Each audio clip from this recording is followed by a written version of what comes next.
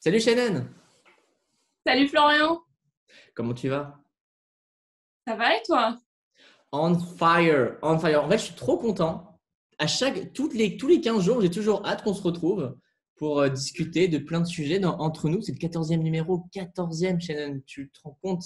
On n'a même plus assez de doigts. Il faudrait qu'on mette nos deux mains, 10 et toi 4. Ça fait 14e numéro d'Instant d'écrivain. Merci à vous d'être toujours aussi nombreux au rendez-vous sur les réseaux et sur YouTube. Émission qui se décompose en deux parties, comme chaque semaine. Une partie question culture et une partie débat sur un film. Donc la vidéo est subdivisée en deux. Si vous voulez ne pas voir ma tête et ne pas m'entendre parler, hop, vous switchez sur la culture. Si vous voulez rester pour apprendre des choses en plus du film, eh bien on commence tout de suite, Shannon, avec les questions. Les questions de qui? Les questions de les questions de Question de flow, Flo. flow, flow, flow, flow. Et oui, ah là là. Je demande, je Alors, demande des coiffes. voilà, ça devient n'importe quoi cette émission. Mais Shannon, cette séquence est devenue culte sur les réseaux. Merci, merci. Je pense qu'on va continuer encore longtemps les questions de flow, flow. Tu connais la règle? Trois questions, trois propositions de réponse et tu dois me donner la bonne réponse. On rappelle, la semaine dernière, tu as fait un score de combien? J'étais pas à 2 sur 3. Il me semble que tu étais à 1 sur 3. Donc, tu ne peux Ah, que faire mieux. j'ai essayé, avant de me rendre ridicule, j'ai essayé de me booster un peu mon ego par rapport à la semaine dernière. Mais je sais plus, je sais plus. Non, mais je pose des questions difficiles, Shannon. C'est des questions d'actu pas très, Voilà. très, très connues. Voilà. Mais Surtout comme moi, c'est un peu des actus insolites, ce qui est ta spécialité. Mais moi, du coup, c'est pas trop ma spécialité. Donc c'est vrai que là, à chaque fois, je n'en ai pas vraiment entendu parler, quoi. Et ben alors, cette semaine, tu vas encore apprendre plein de choses parce que du coup, tu as vu les questions un peu avant et quasiment aucune ne te parle. Donc, on va en parler tout de suite. On commence avec la première question. Shannon, quelle tendance est représentée par le baby flop? Réponse A, l'absence de popularité des enfants. Réponse B, la hausse de la mortalité des bébés. Ou réponse C, la baisse du nombre de naissances. Alors, moi, Jean Flo, je dirais, en fait, je dirais réponse C, la chute des naissances, parce que réponse B, je trouve que qualifier de la hausse de la mortalité des bébés, qui est quelque chose d'assez horrible, quand même, de baby flop, je trouve que c'est un peu hard. Et l'absence de popularité des enfants, je ne vois pas pourquoi. Enfin, il faudrait expliquer le contexte parce que je vois pas trop. Et pourtant, en plus, on dit baby boom pour, euh, pour la hausse des naissances. Et là, je sais qu'avec le confinement, j'avais entendu parler. On s'était tous à ce qu'il y ait un baby boom à cause du confinement. Là, finalement, il y a eu une baisse des naissances. Et je dirais que c'est la réponse C, Jean Flofo, c'est mon dernier mot. Mais oui, mais en fait, là, je ne t'apprends rien. Tu as tout dit, tu as dit tous les éléments de réponse qu'il fallait. Oui, c'est une baisse du nombre de naissances. Alors, pour être plus précis, il y a eu une baisse de 13% des naissances, notamment en France. Il y a eu un peu moins de 54 000 nouveau-nés.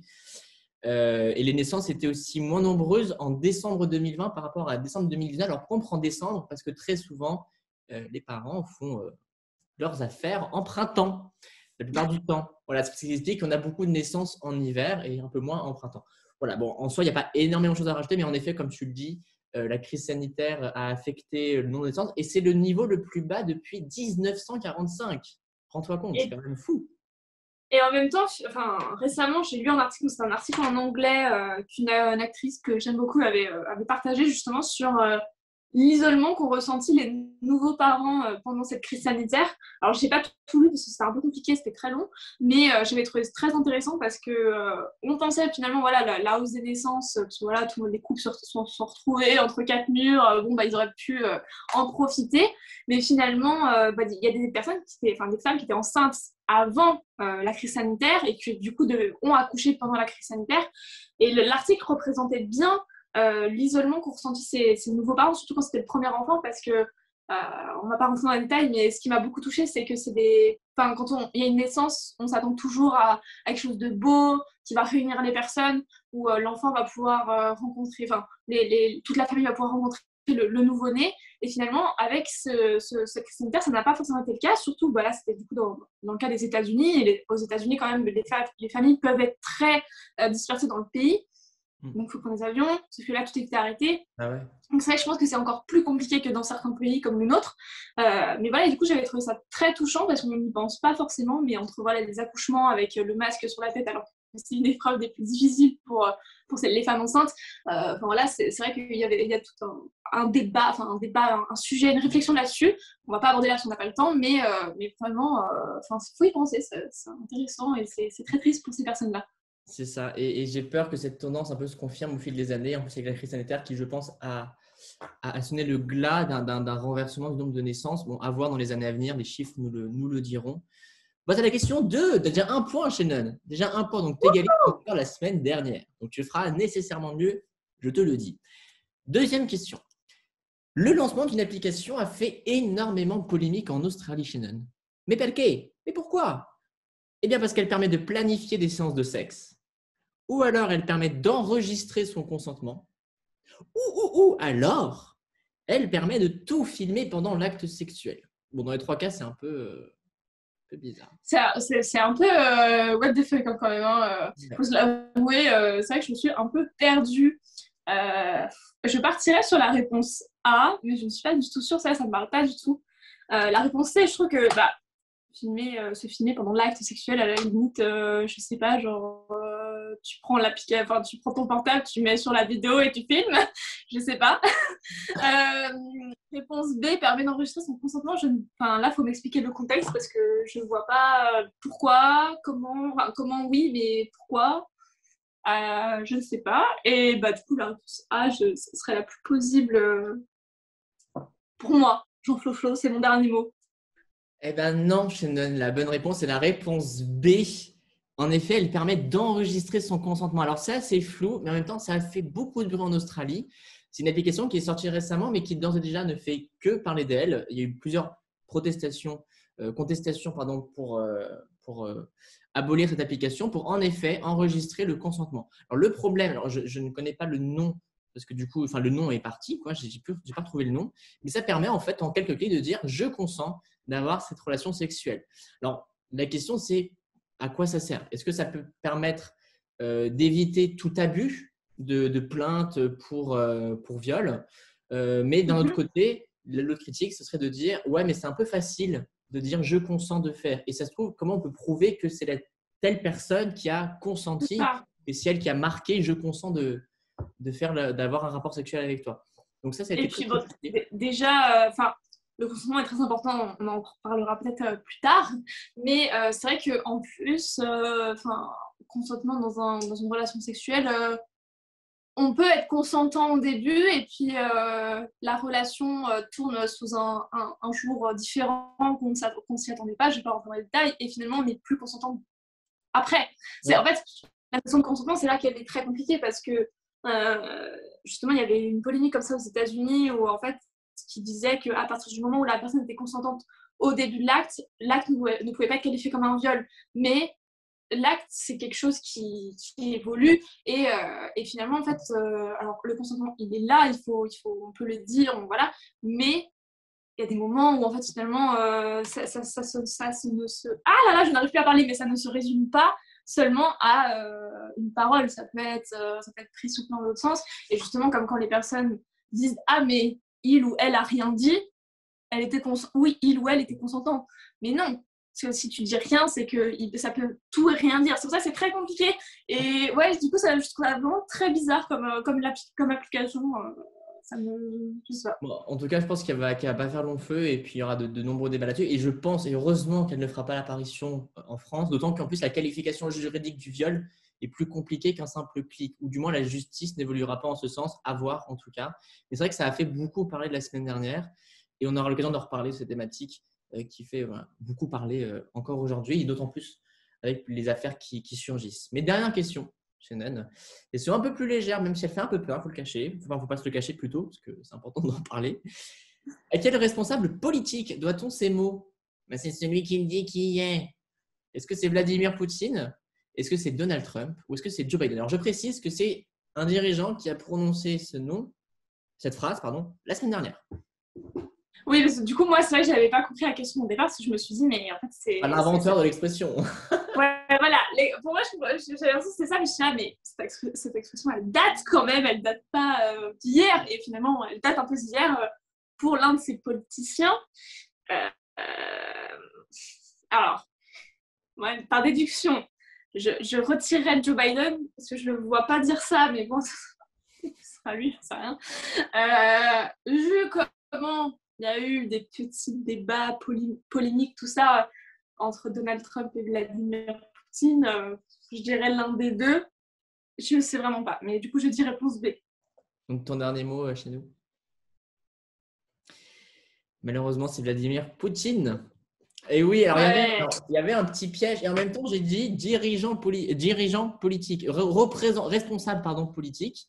Donald Trump ne l'est plus par définition. Mais c'était tentant de dire Donald Trump parce que, faut qu'on se dise, il aurait pu dire cette phrase-là. Alors, il faut expliquer un peu le contexte Oui. rapidement.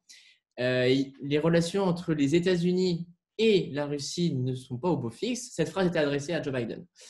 Alors, c'était une réplique finalement à ce que Joe Biden avait dit dans une interview.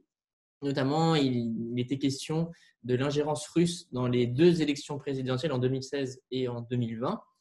Et disons que Joe Biden n'a pas une bonne opinion de Donald Trump. Il est même allé jusqu'à le qualifier de tueur. C'est des mots quand même qui sont assez crus, qui n'ont pas été digérés par le Kremlin. Et Vladimir Poutine donc, a fait une interview. Alors, c'est dans une phrase qu'il a dit, c'est celui qui le dit qui est, mais il a soulevé que cette bataille, finalement, était comme un peu comme dans une cour de récré, où en fait, c'est celui qui le dit qui est, parce que ça représente un peu les défauts de chacun. Et depuis en fait l'élection de Joe Biden, disons que Vladimir Poutine n'est pas très enjoué de le voir comme président.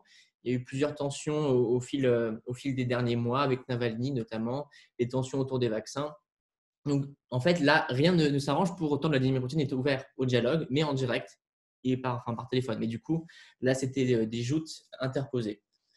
Inquiétant, non? Oui, bah déjà, quand Donald Trump était président des États-Unis, c'était déjà compliqué entre eux et ils avaient tendance à être déjà un peu comme dans une cour de récré, comme tu l'as dit.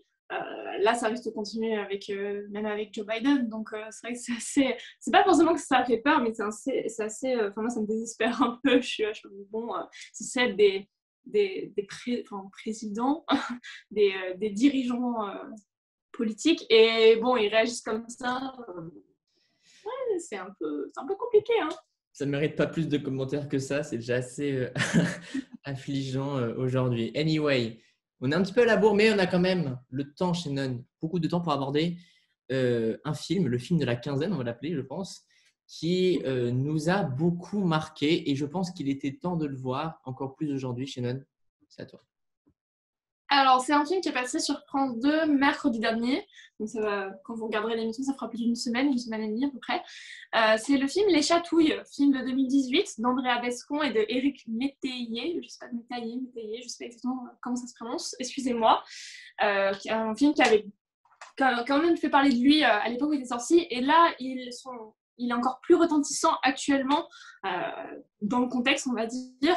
Alors, le synopsis, il se résume. C'est un peu compliqué, en fait. Mais c'est l'histoire en fait d'Odette. Odette, une petite fille de 8 ans qui est comme une petite fille de son âge. Elle aime danser, elle aime dessiner. Et un jour, un très bon ami de sa famille, qui s'appelle Gilbert, un adulte, lui propose de jouer aux chatouilles. Et en fait, elle se méfie pas parce qu'elle a 8 ans, c'est une enfant, elle comprend pas. Et sauf que plus tard, une fois adulte, elle est dans un grand déni et elle essaye en fait justement de sortir de ce déni par une thérapie avec une psychologue. Et ça va être très compliqué. On a aussi du coup dans ce film entre flashback de son enfance et scènes un peu plus mystérieuses quand elle est adulte, c'est-à-dire qu'on est vraiment, on en reparlera, mais on est dans la thérapie à fond, je dirais. Et c'est un film qui est très intéressant. Pourquoi? Parce qu'à la base, c'était une pièce de théâtre qui est devenu un spectacle de danse et qui, enfin, en 2018, est sorti comme un film. Et oui, et c'est un film qui reflète une triste réalité. Shannon, il faut rappeler que près de 165 000 enfants sont victimes chaque année de viols, majoritairement des filles. Elles représentent 130 000 de ces 165 000. Dans près d'un cas sur 5, c'est le cas auprès des enfants. et ces viols sont commis très souvent par des proches. Et donc, en fait, ce film est l'occasion finalement de voir comment dire, la réalité en face, si ce n'est qu'elle est quand même un peu maquillée ici pour ne pas trop heurter le public. Il y a quand même des scènes qui sont très évocatrices, des scènes où en fait on comprend qu'il y a eu l'acte. Jamais c'est montré explicitement, mais presque. Donc c'est très choquant sur ce point de vue-là. Pour autant, disons que la mise en scène de l'histoire de la réalisatrice est très bien faite dans la mesure où il y a un parallèle entre l'art, la danse et ce qu'elle a vécu. Des fois, l'enchaînement est un peu violent. Des fois, je reconnais que j'étais un peu perdu. Je ne comprenais pas trop où on en était, pourquoi on avait ce parallèle qui était un peu trop brut. Pour autant, ça permettait finalement de représenter les séquelles de ces viols par la danse, par l'art. Et ça a été, je trouve, très poétique. Oui, très poétique. Et comme je disais, vu que c'était une pièce de théâtre et un spectacle de danse, enfin, puis un spectacle de danse avant d'être un film, ça se ressent dans le film et c'est très original, je trouve. Parce que, oui, comme tu l'as dit, il y a ce parallèle avec l'art, mais on est à la jonction entre un film et ouais, une pièce de théâtre, un spectacle de danse. C'est très, très, très bouleversant. Euh, D'autant plus que oui, il y a des scènes très dures, mais il y a aussi des scènes assez drôles, je dirais. Alors, pas de là non plus à avoir un fou rire, mais il y a des moments où finalement, le personnage d'Odette, une fois adulte, elle va essayer de dédramatiser la situation quand elle est avec sa psychologue, par exemple, pour essayer justement d'éviter la confrontation et d'éviter de devoir vraiment faire face à sa réalité. Et ça donne, je pense que c'était un peu nécessaire aussi parce que c'est des films, ce genre de films ils sont très, très difficiles et ça peut être, quand on les regarde, c'est vrai qu'on peut être très... Enfin, c'est vrai que c'est lourd à porter, d'autant plus pour les personnes qui sont victimes. C'est vrai que pour nous, rentrer dans le sujet, ça va être très dur, d'autant plus qu'il y a une sorte de tabou dans la société qui essaye de se dissiper. Mais c'est vrai qu'avoir des scènes un peu plus légères, ça permet d'équilibrer le film et et que ça rende vraiment le film un peu plus, je pense, ouais, visionnable par un grand public. Même si, bon, les enfants, il était déconseillé moins de 12 ans, je crois. C'est ça. Il y a un fil rouge aussi dans le film. Je ne sais pas si c'est vraiment ce fil rouge-là, pardon, mais il y a une sorte de dialogue entre les différentes générations d'Odette. Elle se parle quand elle est gosse ou elle se voit quand elle est plus jeune. Disons qu'en fait, elle essaye progressivement d'affronter son passé, de le comprendre et surtout de le surmonter. Et il y a une sorte de… Il n'y a pas encore vraiment de dialogue, il faut vraiment progresser dans le film pour qu'il y ait ce genre de dialogue, pour que finalement on voit Odette accepter, on n'accepte pas vraiment, je pense, ce genre de situation, mais du moins aller de l'avant et à dire tu seras forte, Odette, mais l'Odette plus petite, tu seras forte, tu surmonteras tout ça, tu seras une femme et tu ne dois plus avoir honte de ce qui t'est arrivé parce que tu n'as été qu'une victime. Et ça, je trouve que ça a été très profond. C'était vraiment le fil rouge et c'était très bien réalisé parce qu'il y avait vraiment des scènes où on voit trois Odettes, carrément, trois Odettes dans une rue. Et ça, j'ai trouvé ça vraiment fascinant.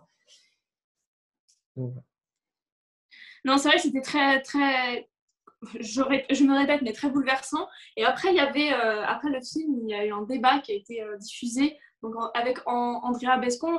En fait, Andrea Bescon, pour être un peu plus précis, on ne l'a pas dit, mais on ne l'a pas dit clairement, mais ce film, et la pièce de théâtre, le spectacle de danse qui ont été faits avant, sont vraiment inspirés de l'histoire d'Andrea Bescon, donc, qui incarne elle-même Odette dans le film, qui est à la fois réalisatrice et actrice dans ce film, mais c'est vraiment son histoire. Alors, comme elle le dit dans le débat, c'est une histoire c'est une autofiction. Alors, une autofiction, c'est pas une biographie, une autobiographie. Une autofiction, c'est on raconte l'histoire, on raconte son histoire, mais avec des choses un petit peu différentes. Notamment, elle le disait elle-même, ses parents étaient divorcés dans la vraie vie. Par contre, dans le film, et elle avait des frères et sœurs d'ailleurs, et dans le film, elle est fille unique et ses parents restent mariés. Enfin, il n'y a pas de séparation. Et le problème, c'est qu'en fait, dans un film, on ne peut pas tout aborder, c'est pas possible. On peut pas tout. Là, en fait, le sujet principal, c'était les violences sexuelles et les viols qu'elle a vécu quand elle était enfant, et comment elle réussit à, comme tu dis, à aller de l'avant. Et on peut pas, on peut pas rester sur des choses qui sont pas très importantes pour le film, pour l'histoire. Et du coup, c'est vrai que c'était très intéressant de l'avoir été dans le débat. Il y avait une psychiatre spécialisée, une avocate spécialisée et un dernier monsieur qui, je crois, qui représente un peu la justice, ou le gouvernement, je ne sais plus exactement. Et c'était très intéressant ce débat. Alors moi, je l'ai vu en entier, Florent, je crois que tu l'as pas vu en entier. Mais alors là, quand vous regarderez l'émission, il sera plus disponible, mais c'était vraiment très intéressant. Pourquoi? Parce qu'il aborde aussi la question du système judiciaire qui est très, très, très compliqué et pas vraiment adapté à ce genre de situation. Alors, on en parle déjà beaucoup par rapport aux violences conjugales, viols et tout ça, qui touchent principalement des femmes, mais aussi des hommes, et qui n'est déjà pas adapté. Mais alors, pour des enfants, on penserait que ce serait plus adapté, mais pas vraiment, parce que j'ai trouvé très intéressant, parce que l'avocat spécialisé le dit à un moment donné, quand on est adolescente, adulte, et plus tard, on commence à avoir les mots pour expliquer ce genre d'actes qui sont très durs. Et parfois, comme là dans le film, Odette libère sa parole une fois adulte. Et elle peut expliquer, elle a le recul nécessaire, en fait, grâce à sa thérapie aussi, pour expliquer ce qui lui est arrivé, ce qu'elle a ressenti, voilà, dans les détails. Sauf qu'il y a beaucoup d'enfants qui parlent, mais qui parlent alors qu'ils sont enfants, donc 8 ans, 10 ans. Et sauf qu'à cet âge-là, l'avocate, c'est ce qu'elle disait, c'est une avocate spécialisée et qui disait qu'elle suivait 300 enfants, là, actuellement, dans son cabinet, ce qui est énorme. Et ça que les enfants, eux, n'arrivent pas, ils n'ont pas les mots. Donc, en fait, quand ils sont auditionnés, par exemple, par la gendarmerie, ils vont utiliser des expressions très imagées et qui n'ont pas vraiment, que les adultes ne vont pas forcément comprendre. Et du coup, le système judiciaire va avoir tendance à dire non, mais c'est n'importe quoi. L'enfant fantasme, l'enfant, ça n'est pas vraiment arrivé. Et c'était très intéressant parce que la psychiatre expliquait aussi que dans ce genre de moment, même adulte, pendant un viol, il y a ce système de sidération. C'est-à-dire qu'il y a beaucoup de personnes qui disent mais pourquoi tu n'as pas réagi quand tu t'es fait violer? Pourquoi tu t'es pas défendu? Mais en fait, le problème, c'est qu'on ne peut pas, c'est le cerveau qui se déconnecte de nous et qui du coup, on est sidéré, on ne fait plus rien. En fait, c'est le cerveau qui se protège. Et le problème, c'est que ces arguments-là, et comme plein d'autres, parce qu'il y a le système de culpabilité où on va culpabiliser la victime, on va lui dire mais c'est toi, est-ce que t'as pas fait en sorte que, comme on dit souvent avec les femmes, pourquoi t'as porté une mini-jupe, tu l'as attirée? Non. Du coup, en fait, on va culpabiliser la victime et non l'agresseur. Et ce qui est très intéressant, c'est que l'avocate, elle disait, bah moi, ce que je vois d'habitude, c'est que tous les signes qui montrent qu'un enfant a été victime ou est victime de viol, d'agression sexuelle, etc., en fait, ils vont se retourner contre eux parce que, il n'a pas d'émotion, l'enfant, franchement, il pleure pas quand il en parle. C'est que c'est pas faux, ça décrédibilise, pardon, ça décrédibilise la parole de la personne, de la victime. Et en fait, c'est vraiment ce côté-là que j'ai vraiment trouvé intéressant, c'est que, ouais, c'est tout ce qui, en fait, la psychiatre dit, c'est tout ce qui montre que l'enfant ou que la personne est victime, mais le système judiciaire retourne la situation et ne le prend pas en compte et dit qu'en fait, non, c'est à cause de ça que non, c'est pas vrai, tu vois. Et j'ai trouvé ça vraiment terrible parce que là, pour une fois, c'était vraiment pas un film, là, c'était vraiment un débat et c'est la réalité. Et c'est pour ça qu'il y a 70%, je crois, de plaintes qui sont classées sans suite. C'est très compliqué. C'est concernant, clairement, c'est concernant ce genre de film doit être montré et ce genre de débat doit être écouté pour montrer aussi cette réalité-là, au-delà du viol, de la poursuite des affaires. Pour revenir au film aussi, ce qu'on peut voir tout au long du film, c'est non seulement, bien sûr, les actes odieux commis contre la petite Odette, commis d'ailleurs, pardon, mais aussi toute la reconstruction qui apparaît au fil du film. Il faut savoir que on va dire la jeunesse d'Odette a été très perturbée. Elle était perdue, où elle se cherchait.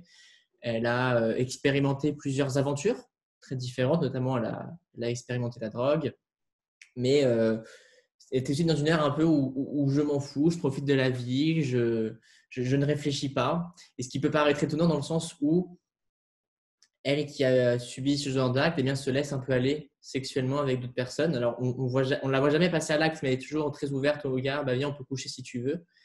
Il arrive à un moment où elle se stabilise dans sa vie. Elle fait une rencontre qui va un peu la calmer, d'un garçon très charmant. Mais là encore, il y a quand même des séquelles qui restent. Donc, tout au long du film, en fait, ça aussi, c'est pour revenir, je fais une parenthèse, mais il y a 2 ou 3 scènes dans le film qui sont symboliques, qui ont quand même beaucoup de sens. C'est quand elle se met sous sa couette quand elle est petite et quand elle plonge et qu'elle crie dans l'eau. C'est quelque chose qui est fort dans le sens où elle a l'impression un peu d'étouffer d'après ce qu'elle a vécu ou des souvenirs qu'elle a. Et en fait, ces souvenirs refont souvent surface par des petites allusions, notamment quand elle voit la psy qui dit « je manipule les enfants », ça la bloque tout de suite. C'est des petits signes comme ça qui font que, bah, en fait, elle n'a pas encore fait le pas, elle n'est pas encore prête à avancer ou alors elle n'en a pas encore parlé. Et ça, tout au long du film, en fait, on essaye de suivre aussi ce moment-là, savoir quand est-ce qu'elle va en parler, comment vont réagir ses parents. Réaction très disproportionnée de la part du père qui, lui, compatit vraiment et vraiment peiné au plus haut point. Et la mère qui semble choquée, mais juste choquée légèrement. En fait, elle en veut un peu à sa fille de l'avoir abandonnée pour les faire son école de danse et elle accuse aussi sa fille de faire porter tout le poids du procès sur la famille. Et ça, c'est quelque chose qui était profondément horrible. On en a parlé avec Shannon aussi le lendemain du film, c'est que cette mère-là, bah, ce n'est pas une mère. Normalement, la mère est censée soutenir la fille dans cette épreuve-là et tout ce qu'elle trouve à dire, c'est non, tu penses aux conséquences de la famille qui va subir le poids de cette affaire, que tu penses à nous aussi, on va devoir te suivre dans toute cette histoire. Donc la fille n'est pas du tout aidée là-dedans et j'ai trouvé ça vraiment très révoltant. Et la fin, on ne va pas la spoiler, mais disons que la fin se fait en douceur. Là encore, il y a une scène qui est symbolique qui permet de clore un peu le chapitre parce que c'est une référence au tout début du film. C'est vrai que, bon, on en avait discuté, hein, mais c'est vrai que la réaction de la mère, moi, je ne l'ai pas comprise. Après, je pense que les parents sont tous différents, mais c'est vrai que cette mère, en plus, il y a une scène qui m'a vraiment choquée où finalement, en fait, je ne vais pas rentrer dans les détails pour pas trop vous spoiler, mais c'est la mère à un moment donné qui, sans se douter, envoie de façon assez cruelle sa fille, Odette, un week-end avec cette amie de la famille, sans se poser de questions, parce que Odette ne veut pas y aller, mais elle l'envoie quand même. Et en fait, j'ai trouvé ça horrible parce que, enfin, je sais pas, ton enfant, tu vois qu'il n'a pas envie d'aller en week-end avec d'autres personnes en montagne, dans un endroit assez isolé, mais tu l'envoies quand même. Même là, au niveau de l'éducation des enfants et au niveau je sais pas, de l'empathie de la mère, même si elle se doute de rien, je trouve que c'est assez horrible parce que tu peux pas te douter que ton ami, il viole ta fille, tu vois. Mais, je sais pas, ça t'interpelle pas, et même, t'obliges pas ton enfant à l'envoyer quelque part, juste à la limite pour t'en débarrasser, c'est un truc terrible, et j'ai trouvé vraiment terrible, et je ne comprends toujours pas la psychologie de la mère, en fait. Pourquoi est-ce qu'elle s'en veut et du coup elle le sort de façon très maladroite? Je ne sais pas, mais vraiment ça m'a vraiment pas touchée parce que j'étais là, mais comment tu vois, tu peux faire face à ce. Alors, je pense que c'est quotidien pour plein de gens, mais comment tu peux faire face à des réactions pareilles? Et en parallèle, le film, il s'appelle Les Chatouilles, c'est très intéressant parce que c'est ce que disait Andrea Bescon.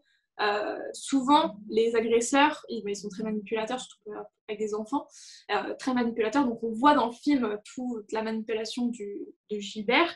Et le fait d'utiliser ce mot, viens, on va jouer aux chatouilles. Les chatouilles, c'est quelque chose d'innocent à la base. C'est, oh, on se chatouille, enfin voilà. Et apparemment, c'est quelque chose d'assez commun chez ces agresseurs-là.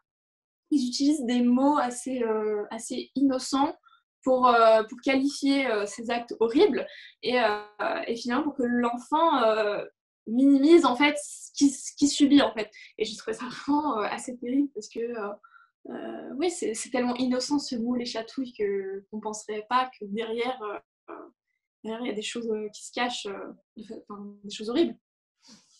Exactement, Shannon. Je pense qu'on ne pourra pas mieux terminer sur le film Les Châteaux, qui est un film qu'il faut voir impérativement, qui a fait aussi beaucoup de bruit, il me semble, en 2016 ou en 2018, je ne sais plus. Il est sorti en 2018, donc il a dû faire du bruit aux alentours de Lors de sa 2017. sortie, en fait. Lors de sa sortie, il a beaucoup fait parler. notamment au César. Donc, vraiment, on peut saluer du coup Andrea Bescon, la réalisatrice, Karine Viard, Clovis Cornillac qui ont incarné les parents, Pierre Deladonchamp qui a incarné l'agresseur. Un film qu'on vous recommande encore une fois, qui est un film d'utilité publique, clairement. Merci à toi, Shannon, d'avoir été présente. Merci à toi. On se coupe. Merci à toi, Florian. C'était avec plaisir de faire cette émission. Bon, on a fini sur une note un peu plus sérieuse que d'habitude. Voilà, donc on espère que vous serez au rendez-vous de cette émission. La semaine prochaine est une semaine assez spéciale. On dort. On dort. En effet, on va prendre quelques vacances. Alors, des vacances relatives. Voilà, relatives. C'est-à-dire qu'on a plein de choses à faire et qu'on aimerait se poser un peu, laisser un peu un Saint-Écrivain de côté, même si c'est que temporaire, bien sûr. Et on revient en force au mois d'avril pour un mois spécial. Un mois dédié aux femmes du monde, aux femmes de lettres, aux femmes en politique, des femmes de cinéma aussi, la représentation des femmes dans l'histoire, dans la littérature. Ça va être vraiment un mois très enrichissant avec plein de sujets très différents. Vous allez voir, là, vous en aurez vraiment pour tous les goûts. Il y aura bien sûr des analyses de films, de séries. Il y aura un flashback sur les femmes qui ont marqué l'histoire. Il y aura également des images qui ont également marqué leur époque. Une actualité forte, récente, mais dont on va parler pour faire un très big dézoom. Et une photo vraiment mythique qui restera dans toutes les mémoires. Je pense qu'on ne peut pas faire mieux. Et puis, encore plein d'autres sujets tout le mois avec toi, Shannon, aussi. Exactement, et on vous souhaite une bonne fin de semaine, de week-end, parce que normalement on diffuse le dimanche, si tout va bien, et on vous souhaite une bonne semaine pour la semaine qui arrive. Nous, on sera plus ou moins en vacances. On pensera, oui, on revient le 5 avril, et on vous embrasse. Bisous ma chanou. Gros bisous, Flo.